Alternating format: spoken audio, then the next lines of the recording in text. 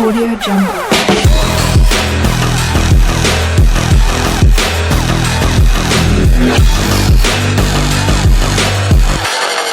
Audio Jungle.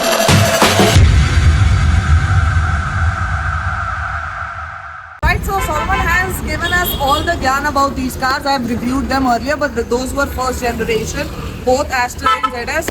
So, आज I am going to do a performance drive, plus how to get the maximum out of it. Eco mode and efficiency of the car. इन्होंने तो मुझे बता दिया कैसे चलानी, अब मैं अपने तरीके से चलाकर बता दूँ आप लोगों को कि मुझे क्या पसंद है और क्या नहीं. बट अगर आप लोगों के पास कुछ नए सवाल है मेरे लिए तो प्लीज़ पूछिए मुझसे. मैं और सॉलमन दोनों मिलकर आपका जवाब देंगे.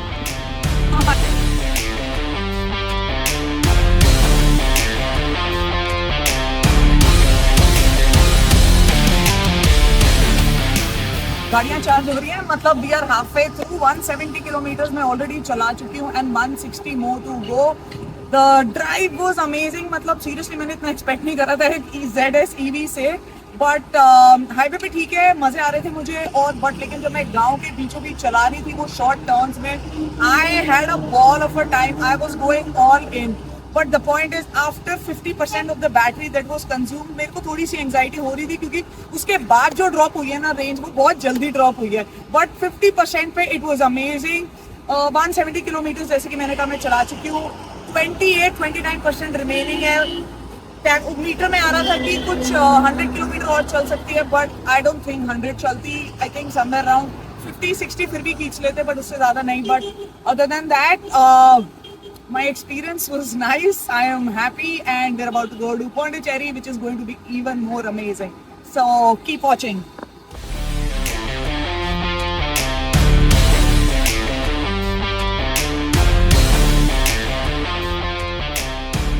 इतनी ह्यूमिडिटी है पौंडीचेरी में. अब मैं फाइनली पहुंच गई हूँ यहाँ पे.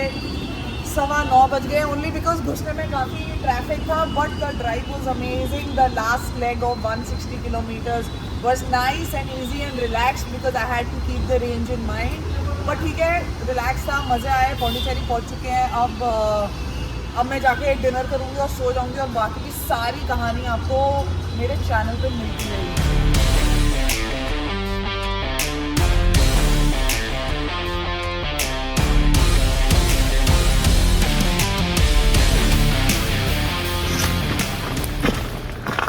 Hello guys, house it going. मैं यहाँ साधना फॉरेस्ट जो पौंडीचेरी में है उसके बीचों बीच ये अमेजिंग कार्स ड्राइव कर रही हूँ. बेसिकली ZS EV रही है मेरे पास पूरे टाइम. और जो रेंज एंग्जाइटी होती है ना ऐसी जगहों पे, वो चेक करने के लिए मैं लेकर आई कि यार मुझे हर जगह जाना है इसको लेके in and around Pondicherry. And till now I have been very comfortable. इतने मज़े से चलाई है ना मैंने ये गाड़ी कि रेंज एंग्जाइटी शुरू हाईवे में हो रही थी. But I think the second day I got the nag of driving it with regenerative braking and all of that. So that was pretty nice. And as soon as I started using that तो मेरी mileage काफ़ी ज़्यादा अच्छी improve हो गई. और एक बहुत जिसे कहते हैं ना इको फ्रेंडली तरीके से लेस गाड़ी को चलाना आ गया.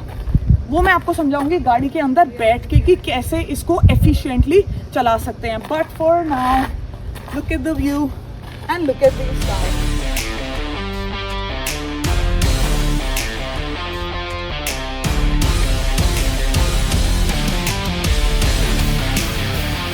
Hi guys, how's it going? So I've been driving the 2024 MG ZS EV. पिछले 3 दिनों से मैं कुछ 700 किलोमीटर चला चुकी हूँ Bangalore to Pondicherry and Pondicherry to Bangalore. Now मैं रास्ते में ही हूँ तो मैं इसके तीनों ड्राइविंग मोड्स और इसकी USP पे बहुत अच्छे से काम कर चुकी हूँ. Now I am only going to talk about the USP of this car, जो है इसकी रीजन ब्रेकिंग. और वो ब्रेकिंग कैसे काम करती है, इसमें काइनेटिक एनर्जी प्रोड्यूस होती है. जो अब आप ब्रेक करते हो तो ऑटोमेटिकली वो जो एक्स्ट्रा एनर्जी प्रोड्यूस हो रही है वो वापस चली जाती है बैटरी में, जिसको हम कहते हैं region breaking. That can be used. So for example if you look at my screen now, अभी अगर मैं चला रही हूँ गाड़ी इको मोड में और इसको मैंने कर्स मोड यहाँ पे है आपका थर्ड और इको मोड, राइट। तो अब इसमें क्या होगा कि बहुत आराम से मुझे इकोनॉमी मिलेगी। इसकी मेरी पावर अभी 3% है, but the moment I remove my feet from the pedal, आप देखोगे 23 से ऑटोमेटिकली -19 पे हो चुकी है। दैट मीन्स 23% पावर जनरेट हुई थी, और जैसे ही मैंने अपना पैर पेडल से उठाया, जो बची हुई पावर थी, एक्स्ट्रा पावर थी क्योंकि गाड़ी को रुकना है, वो वापस बैटरी में चली गई। So that is how it works. और तभी इसकी जो रेंज है वो हम ज़्यादा अच्छे से कंज्यूम कर सकते हैं, यूटिलाइज कर सकते हैं। तो ये सवाल वहाँ पे तब उठता है, जैसे कि कंपनियां कभी कहती हैं कि इसकी जो रेंज है वो 400 किलोमीटर्स है, लेकिन हमें मिलती है सिर्फ 200 किलोमीटर्स। वो ऐसा क्यों है? क्योंकि ऐसे भी हो सकता है कि हम स्पोर्ट्स मोड पे चला रहे हैं। तो अब जैसे कि मैं स्पोर्ट्स मोड में हूँ, राइट, मेरी पावर कंज्यूम हो रही है कुछ 30%, मैंने एकदम से पेडल हटाया, सिर्फ -5% ही आया। अब मैं दोबारा पुश कर रही हूँ, 23 से रिमूव किया, -1 -5, दैट मीन्स मैं पावर ज्यादा यूज कर रही हूँ और जो वापस बैटरी में जा रही है वो कम है। तो अब मेरे स्पोर्ट्स मोड में मेरे को रेंज कम मिलेगी। अब हम ट्राई करते हैं नॉर्मल मोड, ठीक है। सो अब मैंने नॉर्मल मोड पे किया, अभी मेरी पावर आ रही है 36%। एकदम से मैंने अपना पैर पेडल से हटाया तो मेरे को मिल रही है 13-14%, राइट। तो 32 जो मैंने पावर यूज करी उसकी -13 हो गई, तो वो वापस मेरी बैटरी में चली गई। तो ऑटोमेटिकली हमारी बैटरी सेव हो गई, रेंज हमारी बढ़ गई। अब हमें सबसे ज्यादा रेंज जो है वो हमें मिलेगी इको मोड में, ठीक है। और इको मोड की कर्व सेटिंग है 3, और 3 क्यों है वो मैं अब आपको दिखाती हूँ, ठीक है। बट अब इसमें ये ड्रॉबैक है कि मेरे को बहुत पुश करना है पेडल, पावर कम यूज हो रही है, बट मेरा एफर्ट ज्यादा लग रहा है, लेकिन मुझे रेंज ज्यादा मिलेगी। अब देखो मैंने पेडल पूरा दबाया हुआ है, बट फिर भी मैं 17-18 मैक्स आउट कर रही हूँ। 31 पुश करके ना 31 मेरे को मिल रहा है, और एकदम से मैं हटाऊंगी तो अगेन मेरी गाड़ी एकदम से स्लो हो जाएगी और 19% वापस जा रही है। दैट मीन्स एफर्ट ज्यादा है लेकिन रेंज इंक्रीज हो रही है।